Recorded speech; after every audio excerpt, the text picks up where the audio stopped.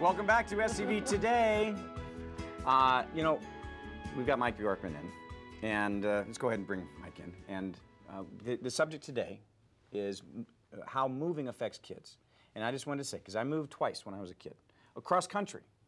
The first time from Kansas City to Colorado to Denver was exciting, because at the time, Denver was going to host the Olympics, and I was getting excited about, you know, winter stuff. And then when I was 16, we moved from Denver to outside of New York City. That was devastating. That was really difficult, Mike.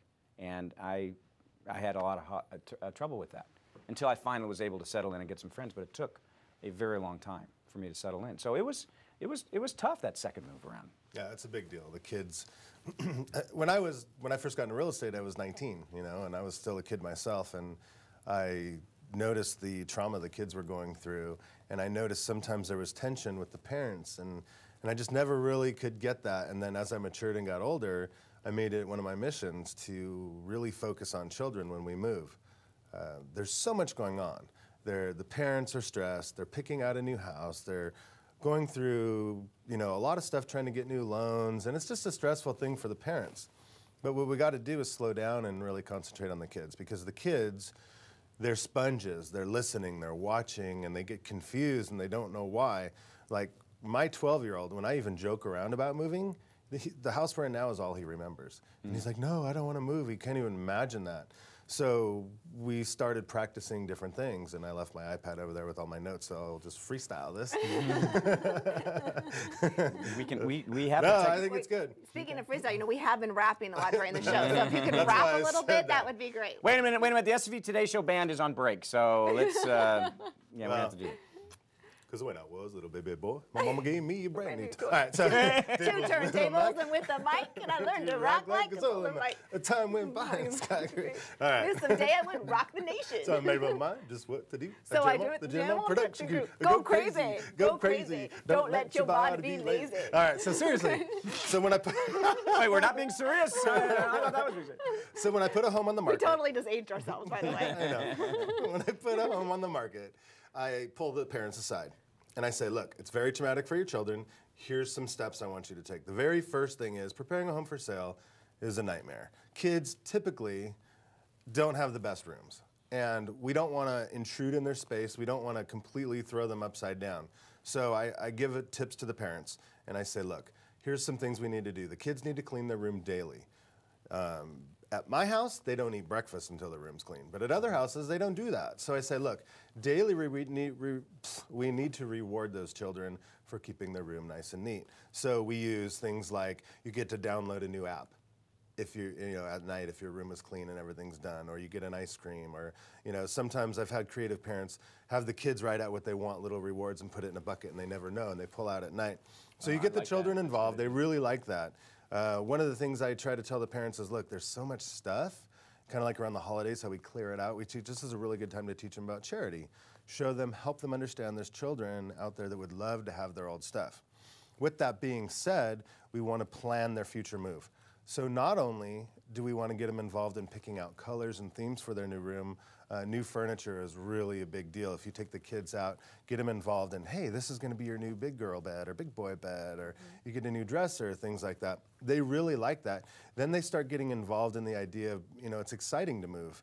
And this was really crucial when the market was going down, and unfortunately I had to move people out of big, nice homes into apartments and things like that. So then it really got to be a passion of mine. So I'll pull the kids aside. I'll throw them a $5 bill and say, look, when we move, this will turn into a $20 bill if you help your parents. And, you know, I pull them aside and I talk to them about how important it is to help their parents. Packing is a huge deal. When parents pack their kids' stuff, they think it's going to be lost and gone forever. So when we order a box kit for our families, we ask the parents to get very much involved and say, look, pack with your kids. Have them pack their stuff. Have them write with the Sharpie where it's going, their favorite stuff, stack it nice and neat, and make them understand this is not moving out of your life, it's just moving to your new excitement. With that being said, a lot of people do open houses on the weekends, or they like to leave on the weekends because there's 3-4 showings. So I tell the parents, plan something fun. Plan a beach day, a bike ride, Magic Mountain, things that get the kids excited to look forward to the weekend so they don't have to be so involved with these showings, you know. Kids especially get more sensitive when other kids come and they hear them and see them and they just go, oh my gosh, this kid's taking my house. So all these things we really got to concentrate on, and it's up to us as agents and it's up to the parents to really make sure that we're sensitive about that. We don't want to turn them upside down. A lot of times kids have themes now, you know, forests or race cars, and I tell the parents, yes, we always want a neutral, light and bright home. Let's work on the rest of the house and let's keep the kids kind of stable. We don't want to you know, trip them out too much. We want them to feel like it's still their room until the end. But I have kids get excited, like I'll tell them, look, if you think you're going to run out of flyers, we'll get you, you're in charge of the flyers. You're in charge of putting up the sold sign. Get them excited about the transition again and reward them for that. You know, if they're going to help vacuum the house before showings or things like that, again, they get to download an iTunes song or, you know, go, you know, get something special. And then there's a process that the children are involved in. And even when we were moving them down from beautiful homes into apartments, or especially long distance moves like you said, you know, we always have the parents say, look, when we move, when we get there, we're going to do this. So like you said, you were moving to New York. When we go to New York, we're going to go visit the Statue of Liberty. We're going to, you know, say prayers on top of the Empire State Building. We're going to go see the Hudson River. I've never been to New York, so I don't know what the heck to do there. It is on the bucket list. But get the kids, and then pretty soon. Is really not much of a draw, but I don't know. Take that one off your list, will you? But imagine if you're a child getting involved with this, and you got to slow down, because us as parents, we're so stressed out making this move. We're working, we're trying to support our family. And sometimes we just go, little Johnny, you clean your room or I'm going to belt you. Belt you, jeez. Wow. Well, that's how I grew up. Welcome to the Bjorkman home. Yeah, exactly. Let me ask you. But picture that. Parents lose their temper, they lose patience, and now the kids are in the corner crying themselves to sleep because they don't know what's going on. They don't know where they're going to go. Let me ask you a question, because I was talking about, you know, how traumatic it was for me moving across country. When Chris was 5 or 6, I think it was 6, we moved within Santa Clarita, but I think it was cushioned a little bit because he was moving out of the home that he always knew, away from the friends that he grew up with for those first 6 years. But one of his best friends actually moved before us.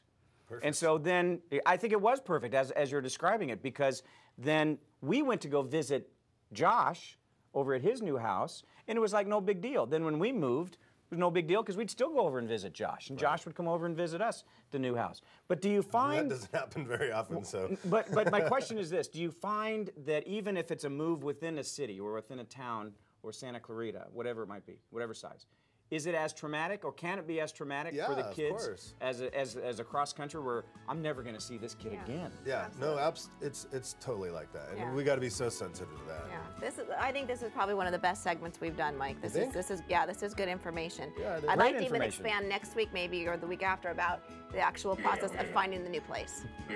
30 seconds. Bye, Santa Clarita. That was fast. Mike, we gave you more time too. You want to say goodbye to anybody?